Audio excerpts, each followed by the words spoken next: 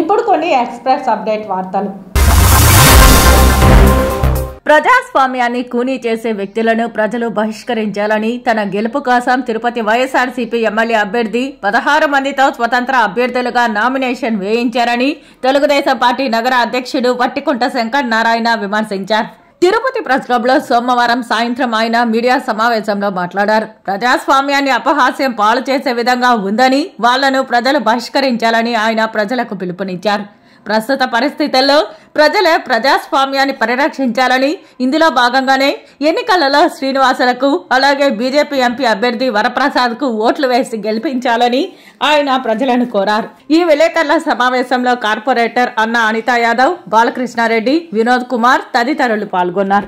Election commission వారు ఇచ్చిన నియమ నిబంధనల ప్రకారం కూడా కాకుండా అతనితో పాటు ఉండే వాళ్ళు బాగా నోన్ పర్సనాలిటీస్ అంతా కూడా very very close to him. ఆయన అభినయ్ కుమార్తో పొద్దున నుంచి రాత్రి వరకు ఇంట్లో ఉండే వ్యక్తులు వీళ్ళంతా కూడా వ్యాపారస్తులు, క్లాస్మేట్స్, మరి అన్ని రకాలుగా ఉండే మిత్రులంతా కూడా దీంట్లో ఉన్నారు. అంటే ప్రజాస్వామ్యంలో మీకు ఓడిపోతాని మీరు ఈరోజే ఒప్పేసుకున్నారు. ఎందుకంటే నామినేషన్ ఫైల్ చేసే రోజే. అంటే 16 మందిని మీరు నామినేషన్కి ఫైల్ చేయించినారంటే మీ యొక్క దిగజారుడుతనం ఏ విధంగా ఉందో మీరు అర్థం చేసుకోవాలి.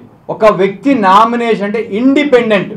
ప్రజాస్వామ్యంలో ఇదివరలో ఎంతోమంది రాజకీయ పార్టీలకి అనుకూలం కాకుండా ఇండిపెండెంట్గా స్వతంత్ర అభ్యర్థిగా ఎన్నికల్లో నిలబడి వాళ్ళ యొక్క character, capacity, conduct, character, capacity ఇట్లాంటివన్నీ కూడా ఎలివేట్ చేసుకుంటూ సమాజానికి సేవ చేయాలని ప్రజల్లోకి వచ్చి రాజకీయాల్లో గెలుపొందడం ఓకే.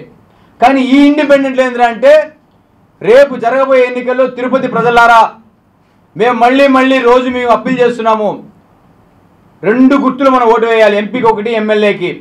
ప్రజాస్వామ్యాన్ని ఈ విధంగా కూలీ చేసే వ్యక్తుల్ని మీరు బహిష్కరించాలి.